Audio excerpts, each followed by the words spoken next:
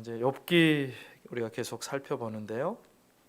욥기의 전체 구조를 보면 욥과 친구들 사이에 논쟁이 계속됩니다. 친구 세 명이 처음에는 욥을 위로하기 위해서 찾아와요. 엘리바스, 빌닷, 소발이 찾아오는데, 그런데 욥이 자기의 생일을 저주하고 또 하나님을 원망하기 시작한 그때부터 이 친구들이 위로가 아니라 욥을 공격하기 시작합니다.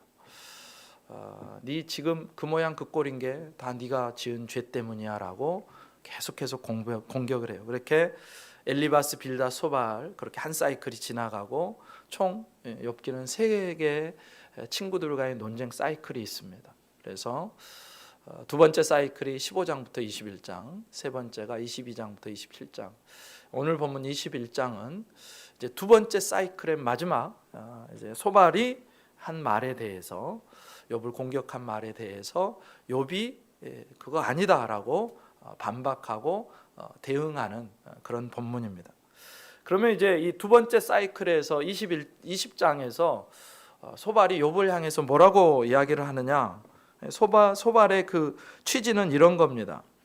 욥기 20장 7절에 그렇게 나와요. 악인은 자기의 똥처럼 영원히 망할 것이라. 좀 원색적이죠. 한번 보실래요? 20장 7절 한번 보세요. 제 말이 아니고 성경이 그렇게 나와 있어요. 자기의 똥처럼 영원히 망할 것이다. 요지가 뭐냐면요, 악한 사람은 망한다예요. 악한 사람 망한다. 그리고 그 논제를 가지고 망했으니까 넌 악한 거야. 욥을 그렇게 공격하는 것입니다. 그러면서 그 악인이 보응을 받는 이유를 20장 19절에서 소발이 이렇게 얘기합니다. 이는 그가 가난한 자를 학대하고 버렸으며 자기가 세우지 않은 집을 빼앗음이니라. 지금 이제 자신의 억울함과 무죄함을 항변하고 반론을 제기하는 욥을 향해서 소발이 계속해서 이런 이야기를 하는 이유가 있어요. 너가 처한 상황, 욥이 처한 상황, 다 망한 상황을 보니까 너는 우리 모르게 하나님 앞에 죄를 지은 것이 분명하다. 그게 그거예요. 너는 악인이다. 지금 욥은 그렇게 크게 벌 받을 만한 죄를 지은 적이 없어요. 우리가 앞에서 봤잖아요. 1장 2장에서 하늘의 천상 회의가 열리고 사탄이 좀 시험해도 될까요? 그래 네가 한번 해봐라. 하나님이 허락을 하셔서 지금 고난을 받는 건데, 근데 지금 욥의 입장에서는 알 수 없는 고난이에요. 알 수 없는 고난을 지금 당하고 있는 것도 억울하고 서러운데, 졸지에 지금 친구들의 공격 때문에 나는 악인이 되고, 소발의 말에 의하면 나는 가난한 자를 학대하고 남의 집을 강제로 강탈한 그런 아주 나쁜 놈이 돼버린 거예요. 그런 소발의 말을 받아서 욥이 오늘 이제 본문 2절 3절에서 이렇게 대답합니다. 너희는 내 말을 자세히 들으라. 이것이 너희의 위로가 될 것이니라. 나를 용납하여 말하게 하라. 내가 말한 후에 너희가 조롱할지니라. 이게 무슨 말이냐면 제발 내 말을 좀 경청해 달라, 그런 뜻입니다. 지금 욥은 3명의 친구들로부터 돌아가면서 계속해서 훅과 어퍼컷과 이렇게 난타를 당하고 있어요. 나는 지금 그럴 만한 죄를 안 지었고 이런 어려움을 경험하고 있어서 나도 지금 이해가 안 가는데, 위로하겠다고 온 친구들은 계속해서 나를 때리는 거예요. 너가 나쁜 일 했는 거에 분명해. 야, 어디 하나님이 죄 없는 사람 벌하시는 거 봤어? 악인들은 다 똥처럼 망하는데 네가 망한 꼴을 보니까 지금 너는 분명히 죄인이야. 그렇게 계속해서 하니까 욥은 자기 공격하지 말고 나를 좀, 내 마음을 들어달라, 그겁니다. 내가 너무너무 힘이 들다. 내가 자꾸 하나님을 향해서 원망의 말을 하고 생일을 저주하고 하는 그런 이유가 내가 너무 힘이 들어서 그런 거니까 너희는 나를 공격하려고 하지 말고 내 심정 좀 헤아려 줘, 그런 뜻이에요. 지금 위로는 다른 게 아니죠.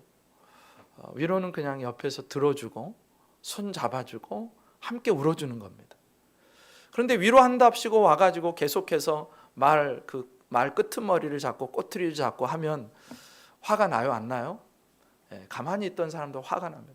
근데 지금 욥은 그 정도도 아니고 나는 죽겠는 상황. 지금 재산 다 잃었죠. 지금 아들들, 딸들 다 한날에 죽어버렸죠. 내 몸은 지금 악창이 들렸죠. 땅바닥에 앉아서 지금 어디 더 이제 지하를 뚫고 들어갈 만한 곳도 없을 정도로 내 인생이 완전히 추락했는데 거기다 대고 넌 나쁜 놈, 너 죄인, 너는 악인 계속 그러니까 나를 좀 불쌍히 여겨달라라고 지금 욥이 고백하는 것입니다.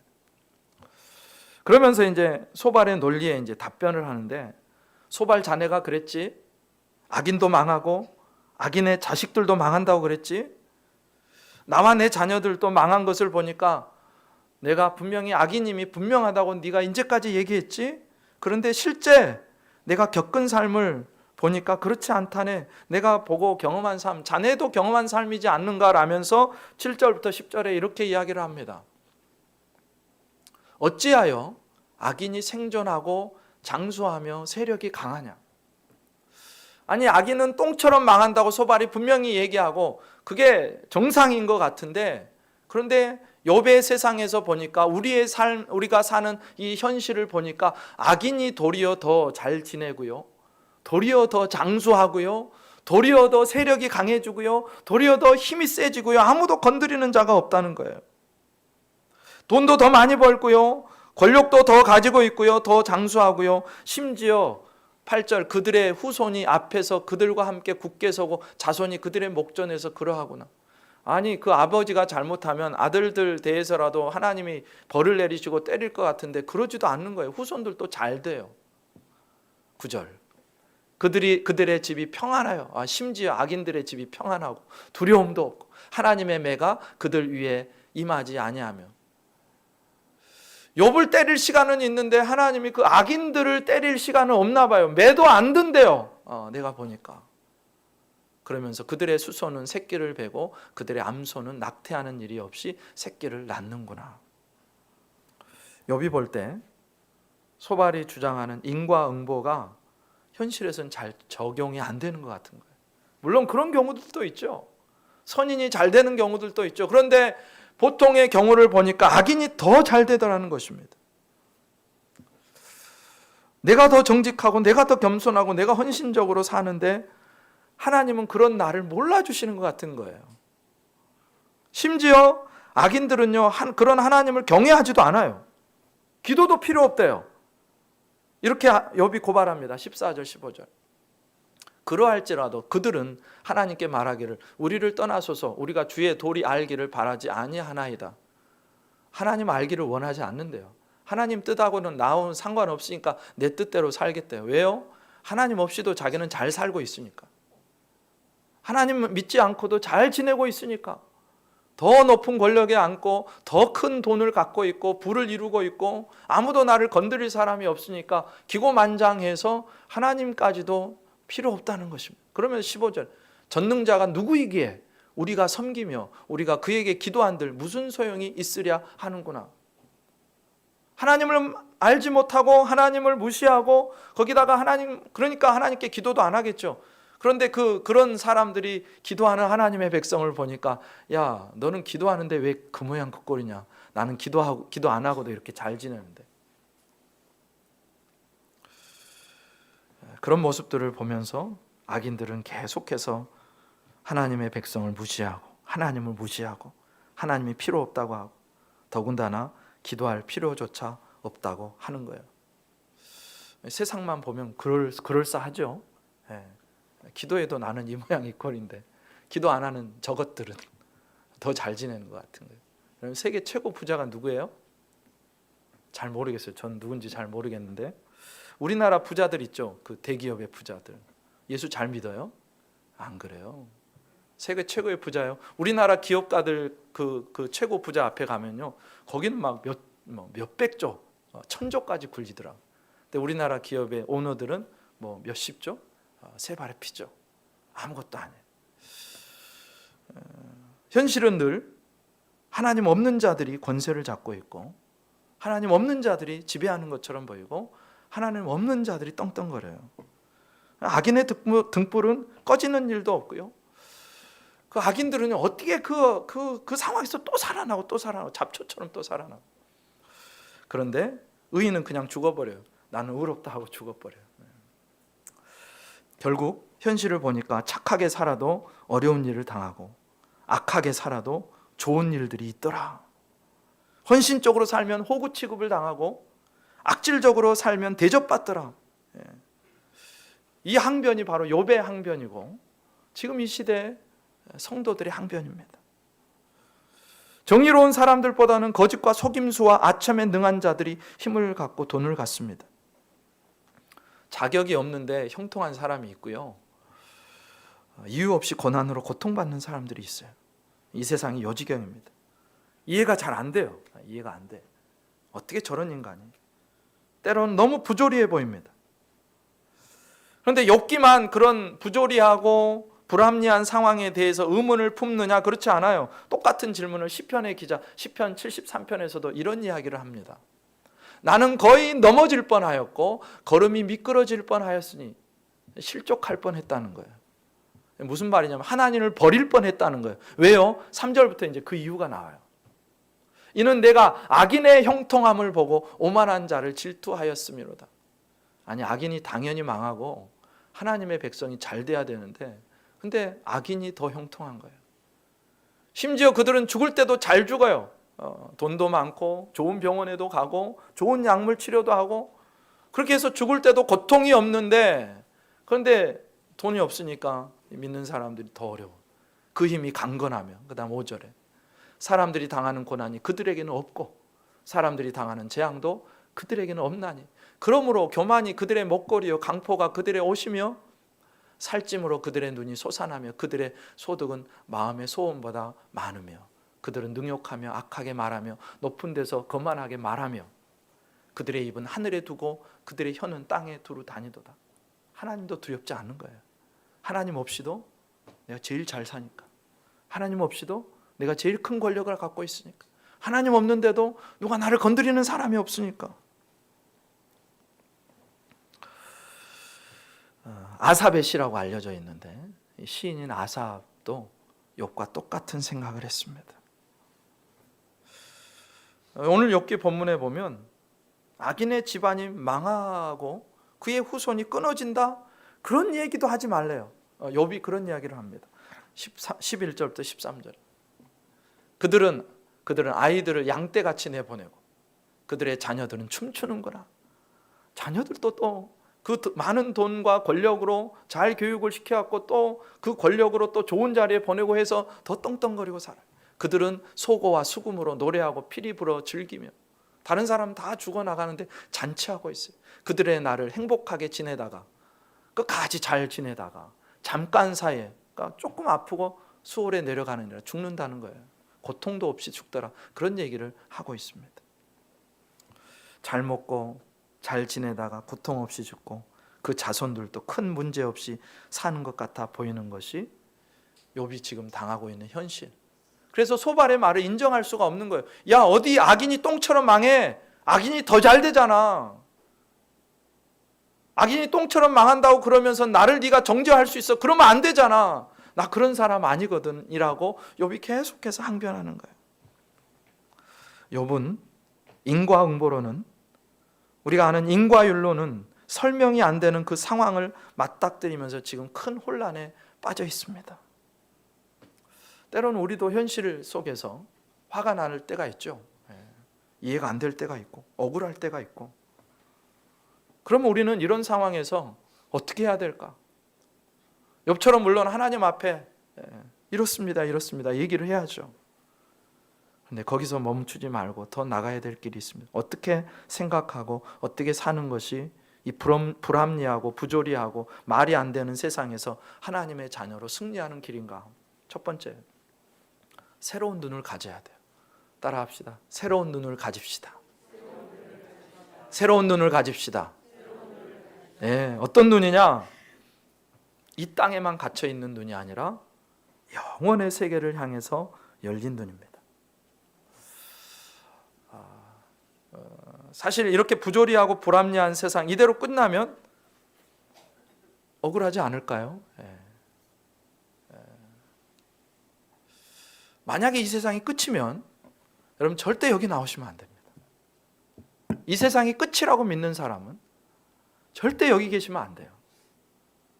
여기에 나와 있는 사람 제일 불쌍한 사람이라고 사도 바울이 얘기합니다. 부활도 없고 영원한 세계가 없다면 예수님을 그 나의 주인 구세주라고 고백하면서 신앙하는 그 사람들처럼 불쌍한 사람이 없다. 어리석은 사람이 없다. 여러분, 근데 왜 이 자리에 나와 계십니까? 우리는 이 땅이 전부가 아니라는 것을 알고 있는 사람들. 이 땅의 삶이 끝이 있고 그 죽음이 끝이 아니고 영원한 세계로 들어가는 관문이라는 걸 우리는 알고 있어요. 우리가 생각할 때는 100년이요 엄청나게 긴 시간이잖아요. 100년 하면 얼마나 깁니까? 야, 100년을 살아. 그런데 영원이 어떤 시간인지 아세요? 영원에 비하면 100년은요, 한번 눈 깜짝해 보세요. 네, 눈 깜짝할 시간도 안 되는 거예요. 내 한 걸음 뛰는 시간도 안 되는 거예요. 여러분이 생각할 수 있는 제일 긴 기간을 한번 상상해 보세요. 몇 년? 대답해 보시죠. 몇 년이요? 예? 억년? 광년? 천억 광년? 근데 그것도 영원에 비하면 시작하는 거예요. 시작.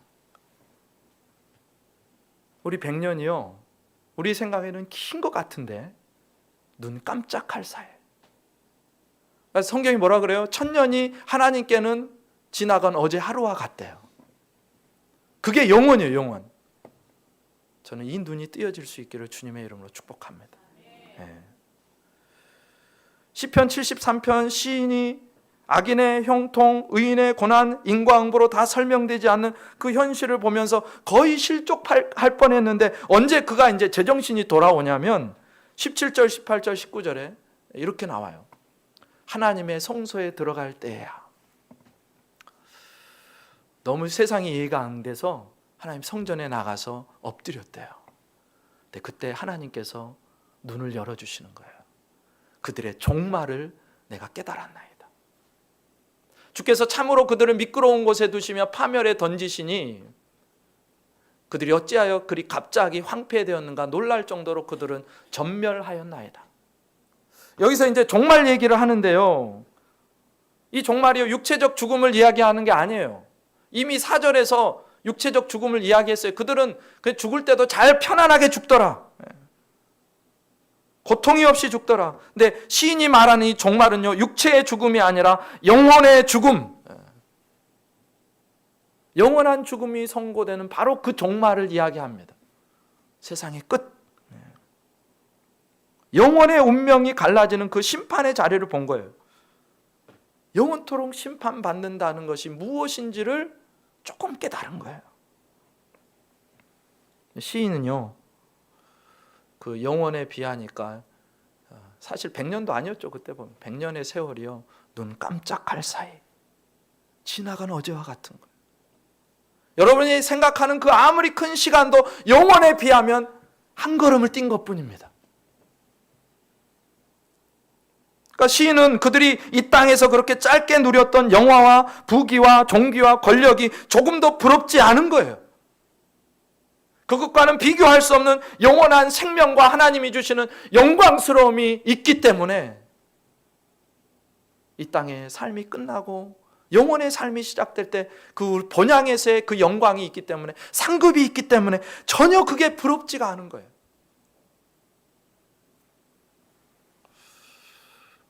여러분 이 땅으로 끝이 나면요 여러분 노세 젊어서 놀아야 돼요. 이곳에 계시면 안 돼요. 있을 때 써야 돼요. 최대한 쾌락을 누려야 돼요. 하고 싶은 거 다 해야 됩니다. 그런데 이 땅이 끝이 아니기 때문에, 이 땅이 끝이면요 이 세상처럼 불합리한 세상이 어디 있고 그 세상을 만드신 하나님처럼 불합리한 하나님이 어디 있습니까? 불공평한 거예요. 그러나 영혼의 관점에서 보면 이 땅에서의 악인들의 형통은 문제가 안 돼요. 여러분 눈 깜짝할 사이 1분조차고 내 평생을 100년을 여러분 1분의 삶에 따라서 100년이 좌우된다면 어떻게 사시겠어요? 그 1분을 미치도록 그 100년의 삶을 주관하고 계신 분의 뜻대로 살지 않겠어요?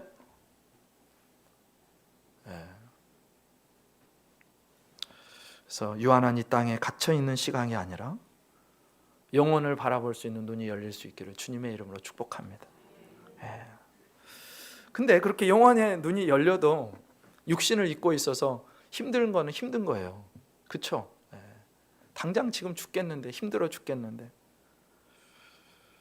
근데 그때 필요한 게 뭐냐? 그럼에도 불구하고 하나님을 신뢰해야 돼요. 그럼에도 불구하고 하나님을 신뢰하는 겁니다.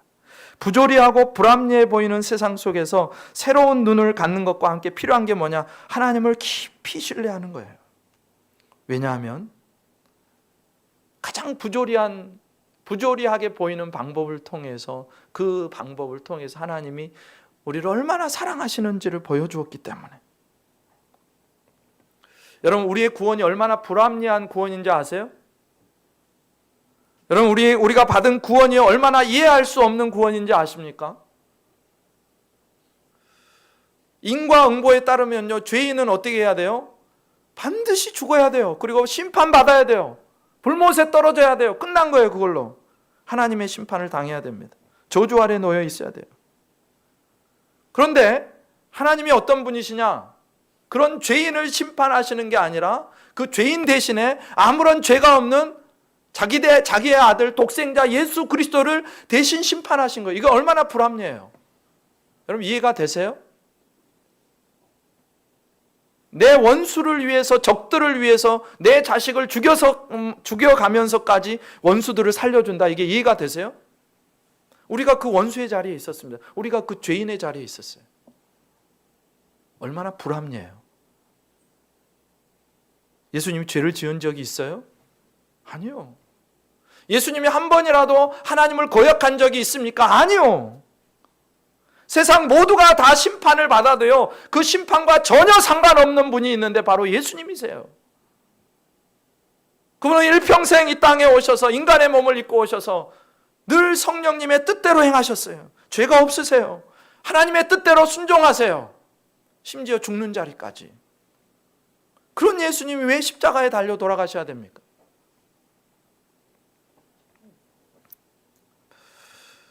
바로 그 예수님께서 죄인들이 달려야 될 십자가에 달리셨고, 죄인들이 맞아야 될 채찍에 맞으셨고, 죄인들과 함께 음부에 내려가셨어요. 여러분, 사도신경에 그 고백을 하잖아요. 여러분, 사도신경에 그런 고백 있는 거 아세요? 예수님이 지옥까지 내려갔다 오셨다고. 사도신경 한번 펴보세요. 사도신경이 어디 있는지 모르는 분, 성경책은 다 가지고 계시죠? 성경책 제일 앞부분이나 제일 뒷부분에 있어요. 원래 우리 공인대 이제 사도신경인데, 거기 이제 사도신경, 새로 번역된 사도신경 해가지고 제일 밑에 가면 각주가 달려 있을 거예요. 2번쯤에 혹시 보이세요? 거기 뭐라고 나오냐면 장사 되시어 지옥에 내려가신지.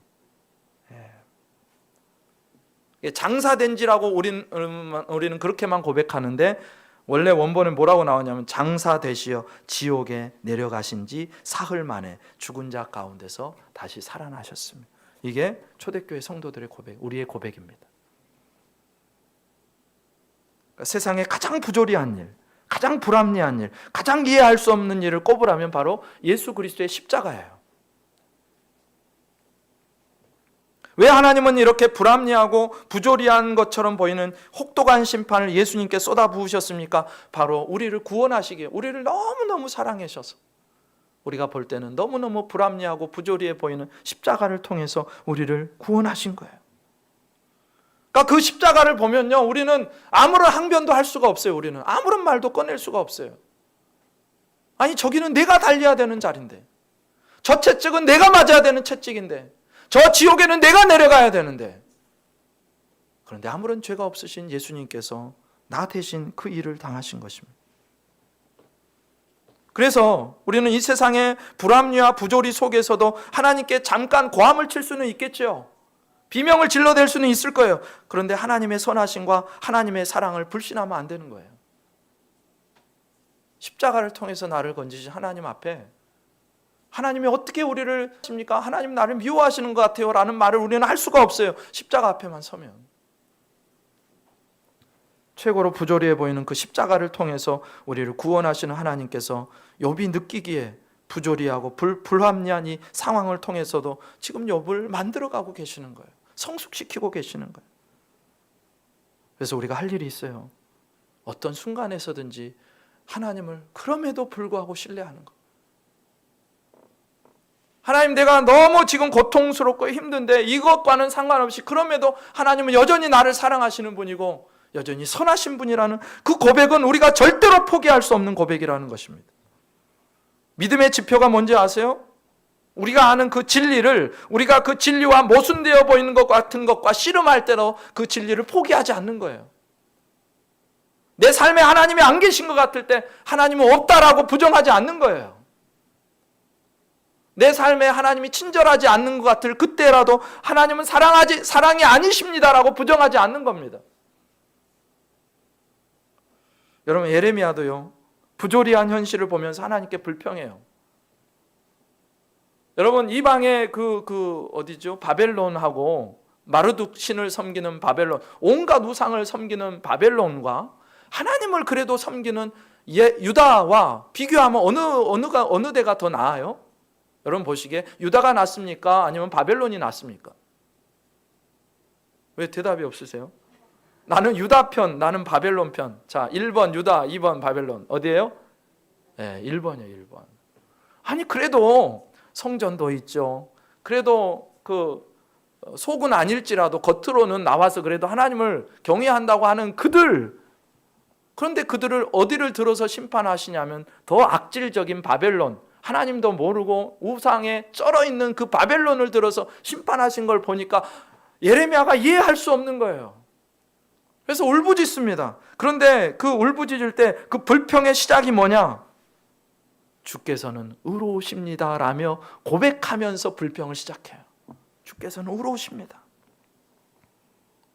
예레미야는요, 자신이 이해할 수 없는 것을 말하기 전에 자신이 부정할 수 없는 것, 곧 하나님의 의를 말하고 시작하는 거예요. 이게 지혜예요. 나는 지금 죽겠는데 그럼에도 하나님은 지금도 살아계시고 하나님은 선하시고 하나님 나를 사랑하시고 나에게 놀라운 계획을 갖고 계십니다. 그거를 포기하지 않는 거예요. 욥도 마찬가지입니다. 지금 내가 겪고 있는 상황이 내 지식으로는 이해가 안 돼요. 인과응보 교리로는 이해가 안 돼요. 악인이 벌을 받아야 되고 선인이 보상을 받아야 된다는 그런 정도의 수준에서는 이해가 안 돼요. 하나님도 없는 것 같아요. 그런데 그런 상황에서도 욥은 하나님이 없다고 부인하지 않습니다. 내가 이렇게 힘든데도 불구하고 그래도 나를 해결해 주실 수 있는 분은 하나님 한 분이에요. 그래서 욥기 그 전체가 뭐냐면 하나님에 대한 비명이에요. 비명. 너무 죽겠으니까. 그리고 하나님은 부정하지는 못하겠으니까.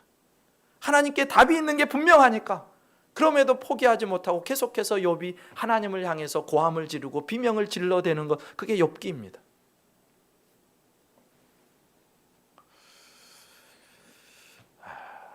따라합시다. 끝까지 신뢰합시다. 네. 첫 번째는 뭐였어요? 눈이 뜨여야 돼요. 영혼을 보는 눈이 뜨여야 돼요.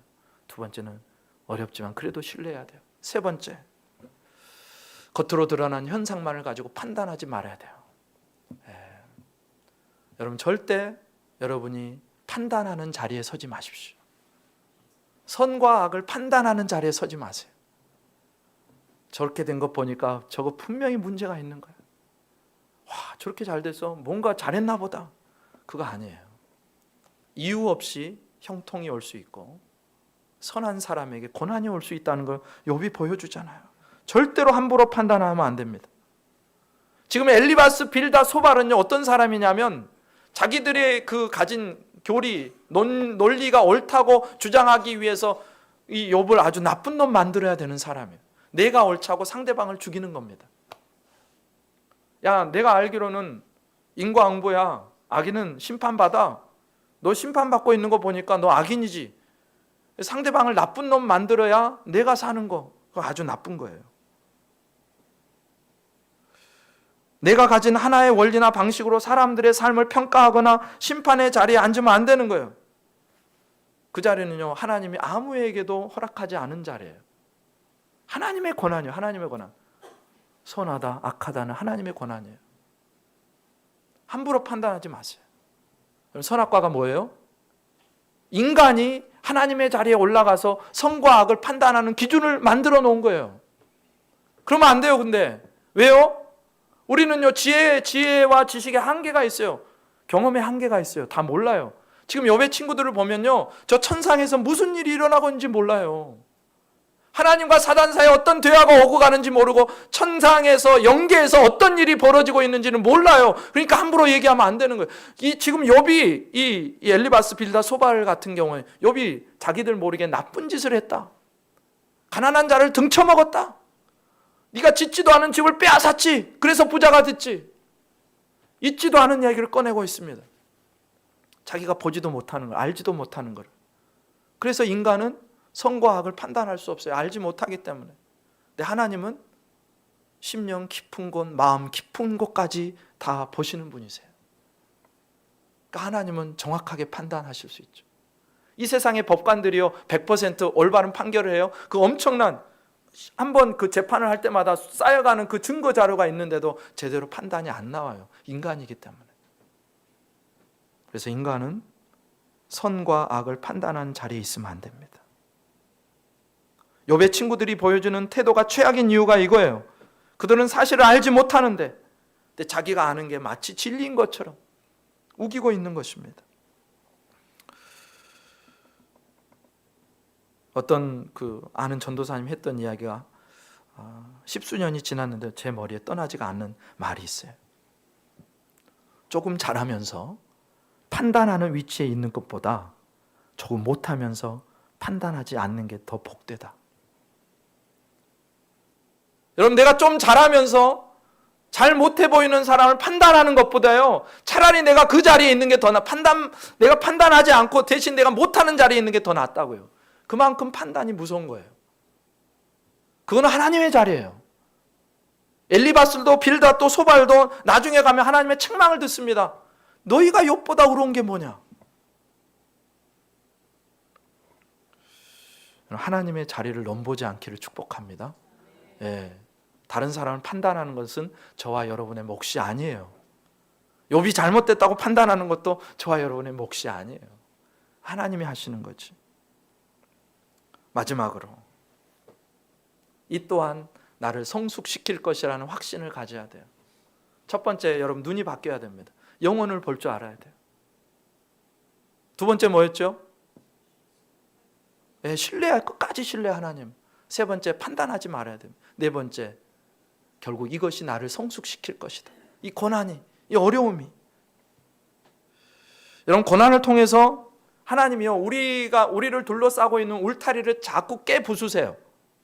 지금 욥 같은 경우는요, 어떤 경우냐면 처음에는 뭐예요? 재산이라는 울타리가 다 깨졌어요. 부서졌어요. 그 다음에 자기 가족, 자기 자녀들, 아들, 딸 10명의 자녀들이 하루아침에 죽어요. 자녀들의 울타리가 다 깨졌어요. 이제 마지막 어떤 울타리? 내 건강이라는 울타리까지 다 깨졌어요. 이제 완전히 끝난 거예요. 그런데 그렇게 깨고 부서지고 뜯겨져야 또 다른 세상이 열리는 겁니다. 나를 둘러싼 한계의 껍질을 깨고 나오는 건 절대 쉽지 않아요. 그렇게 하나님이 울타리를 부수고 깨고 하지 않으면 우리는 계속 그 자리에 머물러 있다가 망하는 거예요. 그럼 병아리가요, 그 달걀을 깨고 나와야 되잖아. 안 깨고 나오면 그냥 그 세계가 자기의 전부의 세계예요. 그런데 그걸 깨고 나오면 어마어마한 세상이 펼쳐집니다. 애벌레가 고치를 깨고 나올 때 상상하지 못했던 세상이 펼쳐지는 거예요.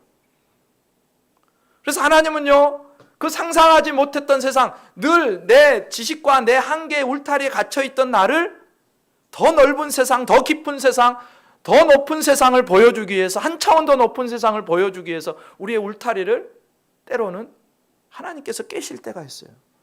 욥을 보세요. 다 깨지잖아요. 재산의 울타리 깨지죠. 자녀들의 울타리 깨지죠. 내 건강의 울타리 깨지죠. 근데 그렇게 깨지고 나니까 근데 깨질 때는 고통스럽죠. 힘들죠. 아프죠. 얼마나 힘들어요. 깨지는데 여러분 누가 나를 한 대 때리면 얼마나 아파요. 내 머리통이 깨지는데 내 다리가 한쪽 절뚝거리게 됐는데 얼마나 아픕니까? 그런데 그 아픔의 과정을 지나고 나서야 새로운 눈이 뜨이게 되더라는 것입니다. 그래서 욥이요, 이 이해할 수 없는 고통의 과정, 고난의 과정, 부조리한 이 불합리해 보이는 상황들을 겪으면서 마지막에 한 고백이 뭐냐? 내가 주께 귀로만 들었는데 이제는 눈으로 주를 뵙습니다. 눈이 뜨였다는 거예요. 전에는 몰랐는데 이제 더욱 주님을 조금 더 알게 됐다는 거예요. 하나님을 알게 됐다는 거예요. 여러분, 흔들리며 피는 꽃이라는 그런 아름다운 시가 있습니다. 이렇게 나와요. 우리 같으면 우리는 다만 폭풍이 없고 비바람 치는 밤이 없고 추운 밤이 없고 그랬으면 전 잠잠했으면 좋겠는데, 그런데 세상은 그렇지 않더라는, 흔들리지 않고 피는 꽃이 어디 있으래? 여러분, 바람 맞지 않는 꽃이 어디 있겠습니까? 때로는 불볕더위를 맞지 않는 꽃이 어디 있어요? 때로는 그 추위를 견디지 않는 그 나무들이 어디 있겠습니까? 이 세상 그 어떤 아름다운 꽃들도 다 흔들리면서 피었나니, 흔들리면서 줄기를 곧게 세웠나니 흔들리지 않고 가는 사랑이 어디 있으랴? 젖지 않고 피는 꽃이 어디 있으랴? 이 세상 그 어떤 빛나는 꽃들도 다 젖으며 피었나니, 바람과 비에 젖으며 꽃잎 따뜻하게 피웠나니 젖지 않고 가는 삶이 어디 있으랴? 우리는 다만 내 울타리가 깨지지 않고 부서지지 않고 뜯겨져 나가지 않고 비바람이 없으면 좋겠고 폭풍우가 없으면 좋겠고 떼약볕이 없으면 좋겠고 천둥치는 그 밤이 없으면 좋겠는데, 그런데 그게 있어야 꽃이 피고 그게 있어야 자라나고 그게 있어야 성숙으로 간다는 거예요. 그 결과 마지막에 욥이 눈을 뜨게 되는 것입니다. 여러분, 고난을 통해서 그동안 편안하게 생각하고 정당하게 생각했던 내 생각의 틀, 사고의 틀, 인과율의 세계, 그 신앙이 깨지고 그 틀을 넘어서 하나님이 우리를 인과율의 세계를 넘어서 믿음의 세계로 우리를 초청하세요. 은혜의 세계로 초청하세요. 다만 그 당시에 엘리바스와 빌닷과 소발의 신앙이면 하나님이 내게 복을 줘야 나도 뭐 하는 겁니다. 내 기도를 응답해 줘야 나도 뭘 하는 거예요. 그런데 다만 내 기도에 응답하시면이 아니고 나에게 복을 주시면이 아니고 나를 구원하시기 위해서 그 불합리하고 불공정한 십자가 사건을 만들어내신 그 하나님을 생각만 해도, 구주를 생각만 해도 내 마음이 좋은 것. 하나님이 뭘 주지 않아도, 하나님이 뭘 공급해 주지 않아도, 때로는 내가 하나님 때문에 고통을 당해도 그래도 그 구주를 생각만 해도 좋은, 그래서 그분을 위해서 내 생명을 드리고 내 삶을 드리고 내 전부를 드리는 그 자리로, 그 영광스러운 자리로 하나님 우리를 초청하셨습니다. 나의 한계가 명백히 보이는 그 생각의 울타리, 관념의 울타리가 여지없이 박살이 나고, 그래서 이제 새롭고 넓고 깊은 세계로, 은혜의 세계로, 믿음의 세계로 나아가게 된다는 사실을 여러분 기억하시고, 이 불합리해 보이는 세상을, 그 불합리해 보이는 십자가를 붙들고 승리하는 저와 여러분 되시기를 주님의 이름으로 축원합니다. 기도드리시겠습니다.